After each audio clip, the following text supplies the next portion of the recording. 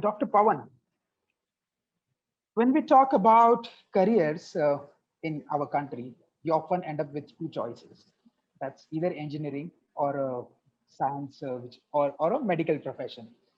I honestly happened to choose the engineering because I did not understand all the terminologies of biology and how that works. So I kind of moved to engineering, and as Ananda mentioned, I also had love for science and maths.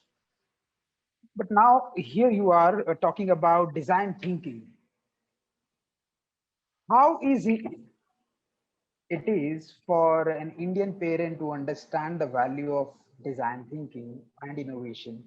And do you face any challenges, or do you foresee any challenges which might come in the future when we talk about modifying our curriculum a bit? So the first thing is that Indian parents don't have to understand design thinking; they have to understand thinking. That's more Wow. important. We are not thinking enough. Has been my Mhm. contention all this while. Second aspect is instead of blaming the education system the way it is, which has become quite fashionable, think about this for a moment. Not only the pandemic, think about that where is a child actually spending most of her time? Is it at the school or is it with the parents? Of course, with the It's with the parents. parents, isn't it? Right. Even when the schools are on, the child is spending most of the time with her parents. And hence, instead of blaming the education system or the schools of not making the child creative, the onus lies on the parents. It's not the teacher's job to make the child creative, it's a parent's job to make the child creative. And that's been the thrust all through. Now, when I talk about Indian organization, and this was also part of my PhD research, is how Indian firms Mhm. build innovation culture. There is no dearth of creativity in our country.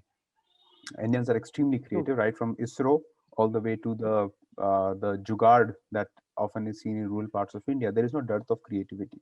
Whereas where we lack extensively is in discipline.